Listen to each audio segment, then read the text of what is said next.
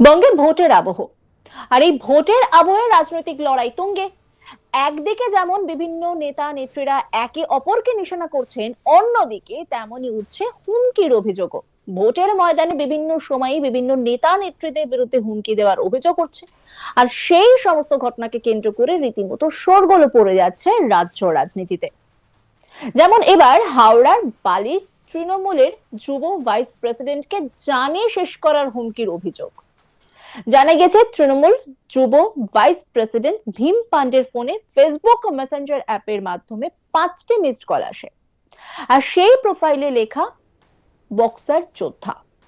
তারপরে যখন ওই অ্যাকাউন্ট রিং ব্যাক করা হয়, তখন সোজাসুজি উল্টো তরফ থেকে হুমকি দেওয়া হয় বলে অভিযোগ। এই নিয়ে থানায় অভিযোগ করলে থানা থেকে যখন ফোন করা হয়, তখন ওই ফেসবুক প্রোফাইলের কোনো হদিশ পাওয়া যায়নি। ঘটনায় রীতিমতো শোরগোল পড়ে যায় বালি এলাকায়। এ বিষয়ে ভীম পান্ডে জানান, তিনি আতঙ্কিত হয়ে পড়েছেন। পরবর্তীতে হয়তো আরো বড় কিছু হতে পারে বলেও তিনি আশঙ্কা প্রকাশ করেছেন। ভীম পান্ডে তিনি কি বলছেন, শুনুন। আজকে দুপুরবেলা 12:30 নাগাদ আমরা আমাদের দলের প্রার্থী, অল ইন্ডিয়া তৃণমূল কংগ্রেসের প্রার্থী কৈলাস মিশ্রের জন্য আমরা প্রচার করেছিলাম। আমি যখন প্রচার থেকে ফ্রি হয়েছি, মোবাইল বার করেছি, দেখলাম একটা বক্সার যোদ্ধা এই পেজ থেকে একটা আমার কাছে ফ্রেন্ড রিকোয়েস্ট আসে, একটা হে বলে লেখা আছে আর 5টে মিস কল। আমি এই অফিসেই বসেছিলাম, 5টে মিস কল। আমি জিজ্ঞেস করলাম, দেখুন, আমি জিজ্ঞেস করলাম হ্যাঁ কোন। আবার ফোন আসে আমার কাছে ওই নম্বর থেকে। ওইখান থেকে জিজ্ঞেস করা হয় যে ভীম পান্ডে বল রহে হ্যাঁ হিন্দিতে। আমি বললাম হ্যাঁ বলছি। ওইখান থেকে আমাকে বলা হয় যে অত লাফাচ্ছ কেন। আমি বললাম কি হয়েছে ভাই। বলল যে যদি ওইখানে পলিটিক্স করতে হয়, বিজেপির সঙ্গে থেকে পলিটিক্স করবে, সঞ্জয় সিংকে সাপোর্ট করবে, আর কোনো পার্টিকে সাপোর্ট করলে কিন্তু ভালো হবে না। ভালো হবে না বলতে কি? আমি ওইটাই জিজ্ঞেস করেছি যে ভালো হবে না মানে। বললেন জানো যেতে পারে। আমি বললাম মেরে ফেলার হুমকি। হুমকি, ডাইরেক্ট মেরে ফেলার হুমকি। তারপর আপনি কি করলেন? আমি থানায় জিডি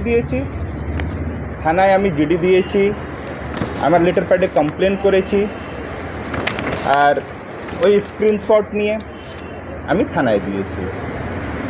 এছাড়া কি ইলেকশন কমিশনকে জানিয়েছেন? হ্যাঁ জানাবো ইলেকশন কমিশনকেও জানাবো। পুলিশ কি বলেছে? পুলিশের কাজ করছে, বলছে আমরা ইনভেস্টিগেশন করছে। কারো কাছে যদি ফোন আসে এইরকম, আতঙ্কে থাকবে না। কি মনে হচ্ছে ফোনের পিছনে মানে মোটিভ কি আছে? মোটিভ তো সোজা ওরা বলছে যে পলিটিক্স করতে গেলে বিজেপির সঙ্গে থেকে পলিটিক্স করতে হবে,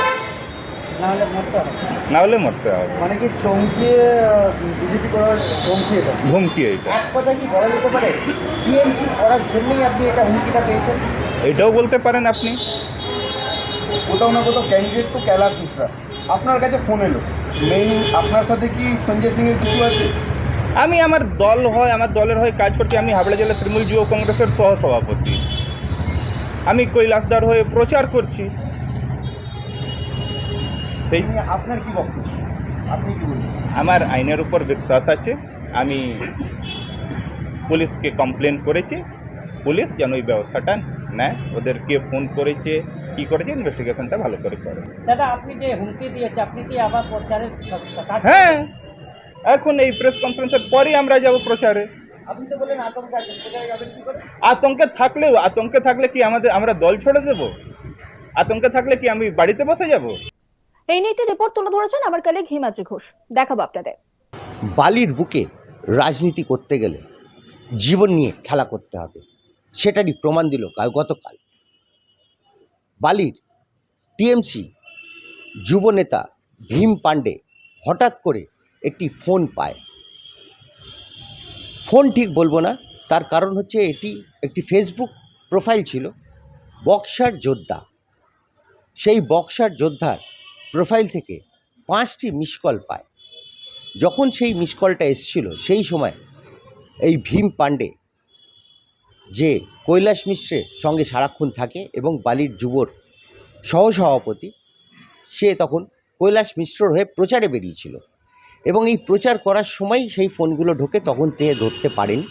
পরবর্তী সময় সে যখন প্রচার করে ফেরে তখন সে ফোনটা দেখে এবং তাতে দেখা যায় যে বক্সার যোদ্ধা নাম করে বক্সার থেকে কেউ হয়তো তাকে মেসেঞ্জারে ফোন করেছিল এবং এই মেসেঞ্জারে ফোনের জন্যই সে 5টা মিস কল পায় এবং এই 5টা মিস কল পাওয়ার পর সে তখন রিটার্ন ফোন করে যে কী দরকার, কে এত তাড়াতাড়ি তাকে ফোন করছে বারবার, কী কারণ।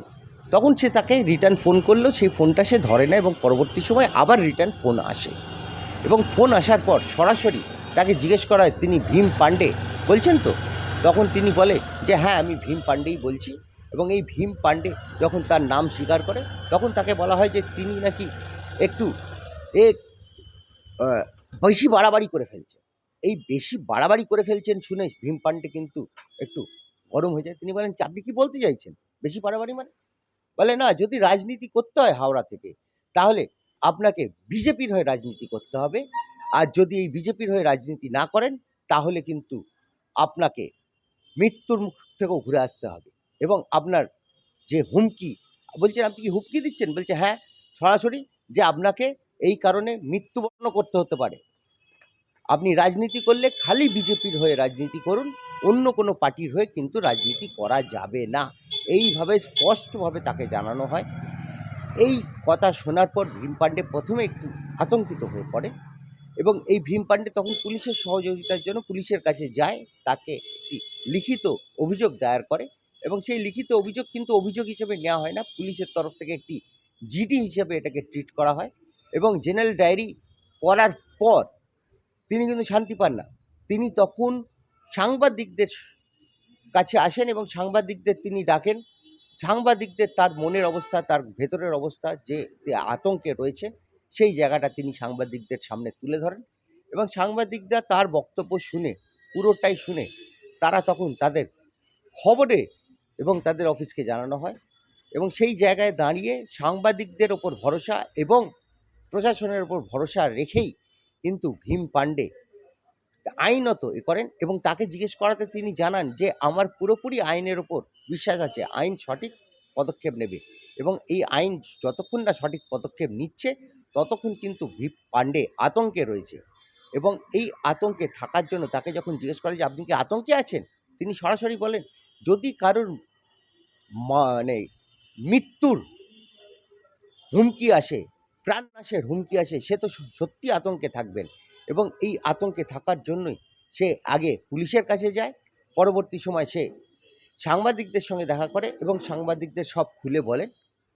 এই ঘটনার পর দেখা যাচ্ছে যে বালিতে রাজনীতি করতে গেলে বিজেপির হয়ে রাজনীতি করতে হবে, এটা কিন্তু সম্মুখে এসে যাচ্ছে। অন্যান্য খবরের আপডেটের জন্য অবশ্যই নজর রাখুন আজ তাক বাংলার ইউটিউব স্ট্রিমিংয়ে। লাইক, কমেন্ট, শেয়ার এবং সাবস্ক্রাইব করতে ভুলবেন না।